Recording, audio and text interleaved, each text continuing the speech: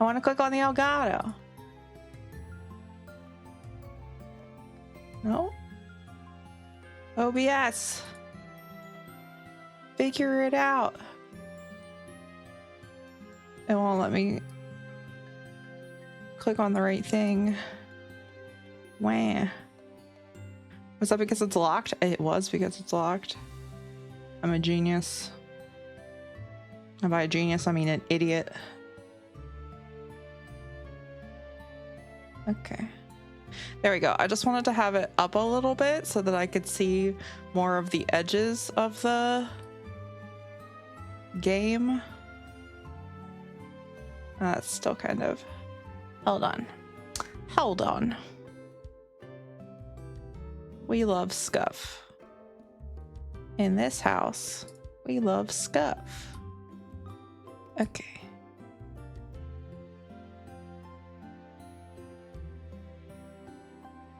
Nope. Oh god. We're just gonna move it like that. Yeah, okay. Okay, there we go. Good enough. I might have to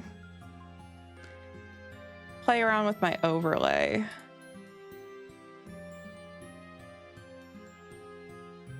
And like do a this kind of thing.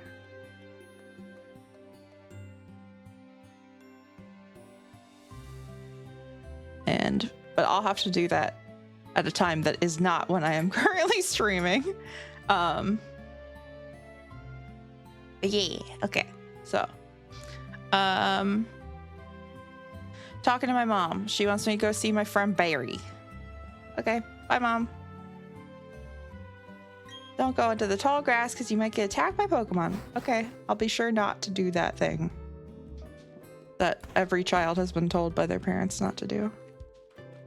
Wow, there's so many little sound effects in this game that I did not hear because I was not wearing headphones when I was playing on my Switch. Oh, hey, Gull, I'm going to the lake. You should come too. I'm finding you 1,000,000 yen if you're late.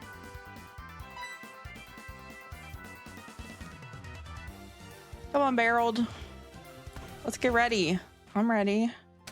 I can't run yet. I want to run. Hi, Barreled's mom. I love that her name is just Barry's mom. Like, can we please give this woman some agency? We're going to the lake. The fine has increased. This man is a wild child. He's unstoppable. Okay. I want to run, but I can't because it's not letting me. All right. We go to the lake. Let's go to the beach. Let's go get away. Search for the Regaro. See if we want to find it. Hi, Barreled. Follow me.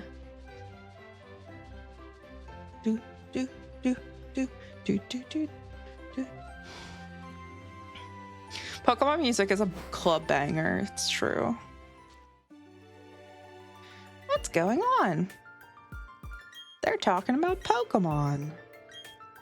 This is so interesting because I've been playing Lodge of Legends Arceus and they talk a lot about the legendaries in that game. And it's the past, it's the history of the Sinnoh region. So it's really interesting to see like how those two games fit together and how the legendaries interacted with people from a long time ago. It's very... I think it'll give me a different perspective maybe on Diamond, Pearl, Platinum. Although I loved these games when they first came out. I thought they were great. It's a briefcase. I'm not going to be... I don't even know if I could, but I am not going to be trying to soft reset for the starters shiny locked.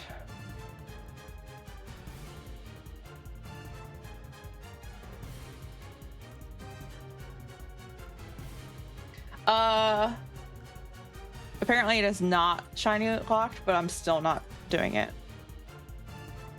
Yeah, they're great. They're great games.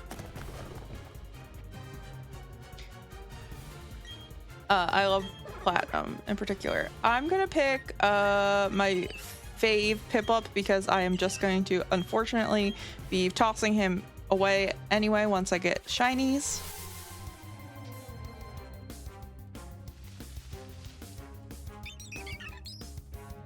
Wild Starling. Come on, Piplup. Pound. Go Piplup.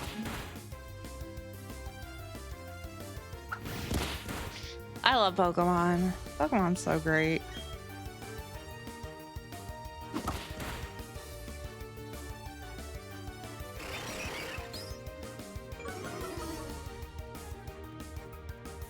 I think my plan is whatever. I mean, I guess I get to pick whatever route I want to shiny hunt between the first or before each gym.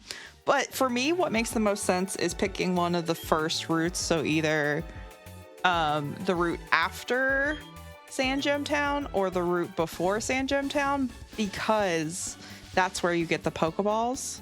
So if I were doing a Nuzlocke like a normal way, I wouldn't be able to go to a different route than those two anyway. I think I'm going to go to the one north, though. He's like, oh shit, I forgot his briefcase, so you stole his Pokemon. Kinda wild. Okay.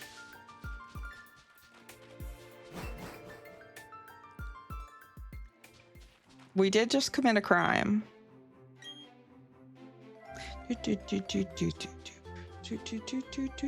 want to look at my little guy. Even though he's not going to remain on the team, he's a quiet Piplup. Special attack speed down, not the greatest. We will save. Save our progress. I can't wait to run. Hey, it's those people. I like how he says those people instead of those kids, but I guess he is also supposed to be a child, even though he is the professor's assistant, which seems to be a paying job, unless he's an intern. I'm not really sure. Are there internships in the world of Pokemon? Much to think about. All right, we're going to the lab later. They'll just let us steal from him. That's cool. Didn't he want his Pokemon back? Okay. Bum, bum, bum, bum, bum, bum.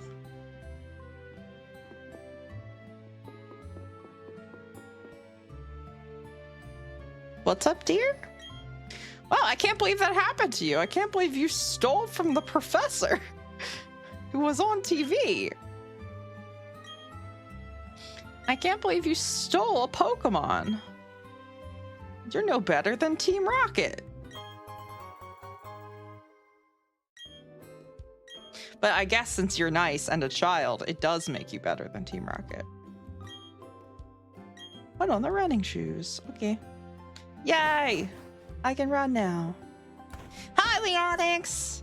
I'm good, how are you? Oh, wait, he's not there. He's out. So I'm running. Look at me go. Oh, hello? Okay, you have nothing important to say, and you didn't give me a potion. You'll give me a potion. Oh, okay. Or a battle. I'm good. How are you? Did I ask you that? I'm sorry. Also, I don't think I said hi to you, Pedro. I just started talking to you. You're still eepy? That's fair. Well, I hope you de-eep. Also known as waking up. Pound. It's interesting. I really like... I understand why there were complaints about the art direction for this game, because it's basically like just a 3D little chibi. So I understand that some people thought that the people looked stupid, and I understand and respect that viewpoint. But I will say that the backdrops for the game for like the battles look great. I think the rest of the art design, I think it's just cute. It's a cute. Potion. Oh, more than one potion. Hell yeah. Thank you, ma'am. The other lady probably doesn't say anything.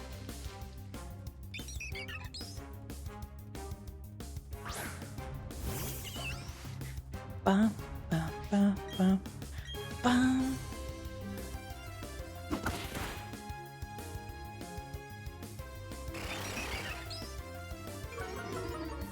Okay.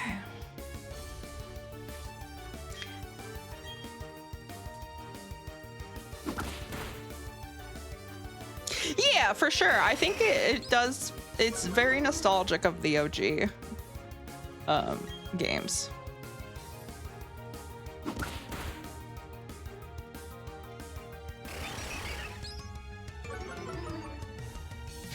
Should I be making a counter? I guess I should have a counter on screen, shouldn't I? But I mean, it doesn't matter until I get the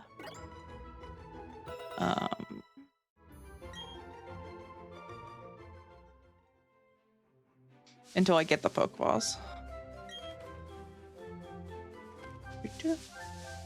I'm doing the dumbest thing possible, Leonix. It's what I'm lovingly calling a nudge clock. It's a Nuzlocke badge quest. And I put the two words together in the dumbest way possible because, of course, I guess the three words, the two phrases together in the dumbest way possible. So, in a badge quest, you have to find a shiny Pokemon before every gym. And then in a Nuzlocke, you have to not let any of your Pokemon die. So, I'm going to catch shiny Pokemon and then cry if and when they die. And it's going to be very precarious. I was saying earlier that the shiny claws the shiny claws is in effect. So if by some miracle I find a shiny when I'm not looking for it, that's great and I get to keep it and use it. But other than that, I'm just gonna probably be suffering. Okay, you're happy with that nickname? For Shustin, there was a Regigigas egg. Nice. I just caught him in my Legends Arceus game.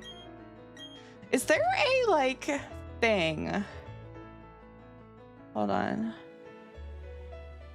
Is there a widget? How do I do this? Can I make a counter? Probably. He is playing Cobblemon, presumably. Counter widget for OBS. Tally counter.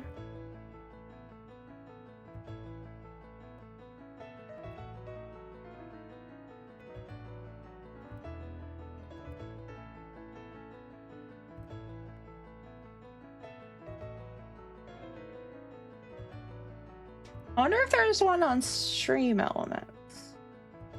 Because I have Stream Elements. Hold on. I should have done this before starting the game. I didn't think about it. So here I am. Widgets. I want a counter. Counter. Oh, okay. That returns nothing. Countdown.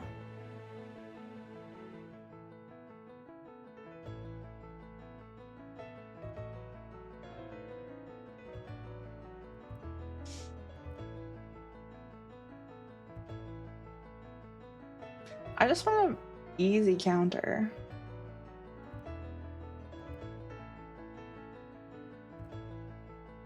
Oh, okay. Does it have to be a time?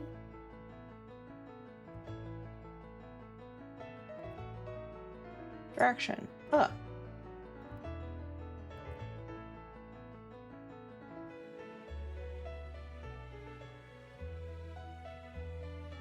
Oh, okay.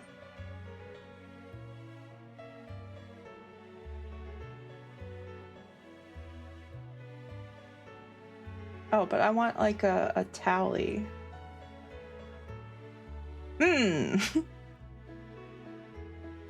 Death counter. Okay, okay, okay, okay.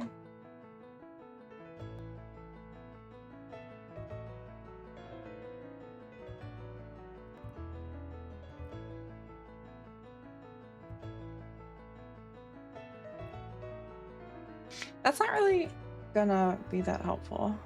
I guess I'm just gonna manually do it and do research later and see if that is like something that people have done in a way that is different than what I'm doing.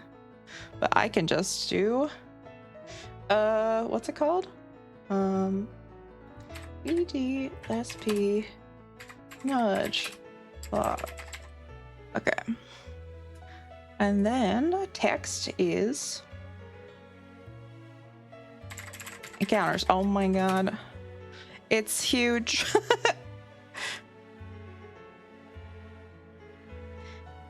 Hi, Dials. Hello. Oh my god. What is the elephant? I don't need it to be that big. Okay. Encounters. Oh, okay.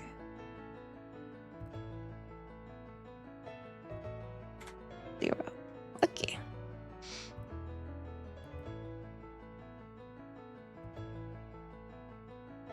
Okay. So every time I get one, I just have to go manually change it, I guess. I don't know. It seems a little silly, but hi. Hi, Aaron.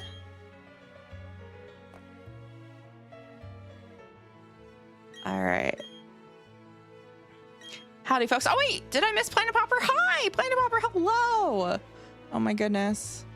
I was too busy trying to figure out how I was going to count things that I didn't say hi to everybody. Sorry about that. Hello, folks. Hi, Planet Popper. All right. So I think what I'm going to do is keep track of how many encounters it takes for every badge. I don't know if I'll keep them all on screen or if I'll just write it down. And I guess I don't really need to write it down if I'm streaming because it's recorded. But still. Woo! Thank you. I'm sure he can count on you. I'm sure we can count on you, he says to the random child who stole a Pokemon from the professor. Hey, Gull, I want to show you a few things. Okay, sure. It's all the stuff that I know about because I've lived in this world before. Your Sharpedo drowned? Is that even legal? Pokemon Center.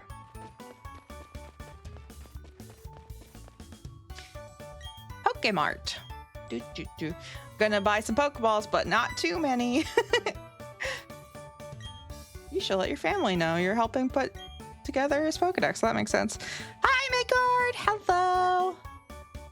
I honestly, I want to, I have the like head pats as a thing that you can do, but I want to get a custom head pats like animation where the person is wearing gloves, but I would need to like, I think it's on my throne. I think it's that VGen commission is like $60 or something, but I do have that in mind. I have thought about your safety. I need to talk to my mother apparently. Did he give me Pokeballs? No, oh my god. Oh my god. Okay, there we go.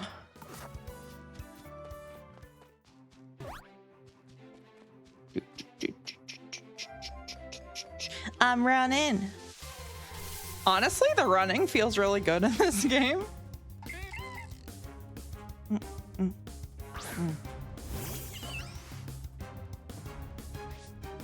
Wait, I saw that you redeemed head pats, but did it actually happen? Because I have Mix It Up open. Hold on. Did it work?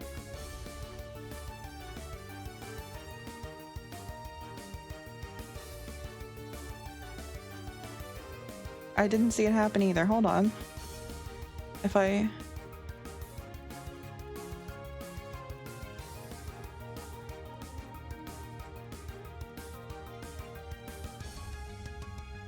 Head pats. Action. Is it broken? Oh god. Did it break for some reason?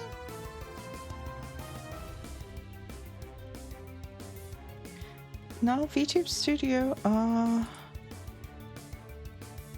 Huh. Well, I guess I'm gonna have to figure out what's wrong with Mix It Up.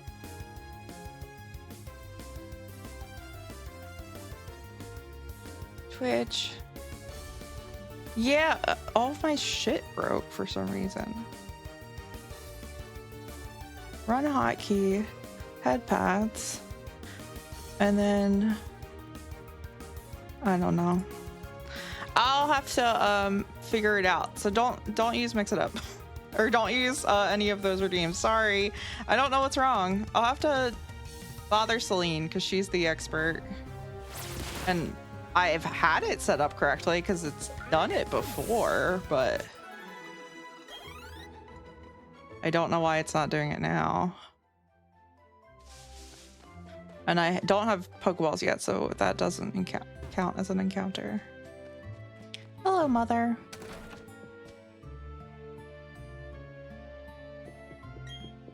Welcome home.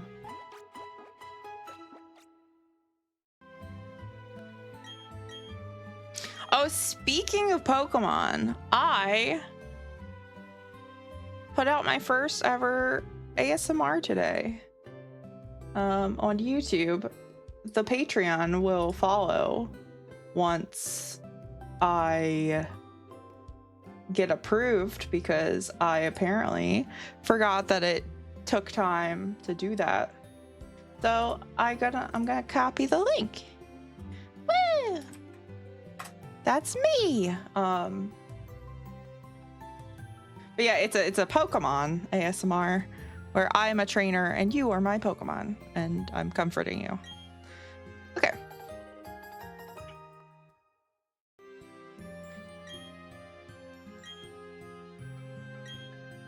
Gee, a journey full of adventure. Yeah, Mom. Don't worry, I'm gonna be doing it in the dumbest way possible. You'll be my Pokemon anytime, okay. Barry's mom. Again, like, can we give her some agency, please? Give her a name. She deserves it. I wonder if, like, the lore has given her a name. If, like, the manga... Did they do a manga of Diamond and Pearl? What Pokemon are we? You're a starter, but you are not a starter from a professor, so ostensibly you could be whatever you wanted. As long, I mean, technically, I say like boy and stuff, like good boy in the ASMR. So you are anything that can be male, but you know. Thanks, Mom. Bye. Oh, I'm forgetting something important. It's a hat. Hell yeah, I'm stylish. Bye, Mom. Actually, let me save real quick. Save my progress. Okay.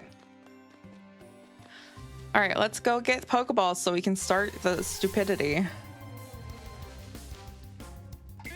Bum, bum, bum, bum. What if I found something shiny before I got over there to get Pokeballs? I would cry.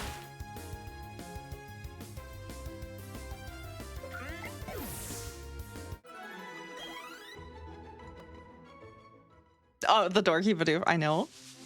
Bidoof is, I think Bidoof can be found on that next route, so there is a potential that we will have a shiny Bidoof on the team.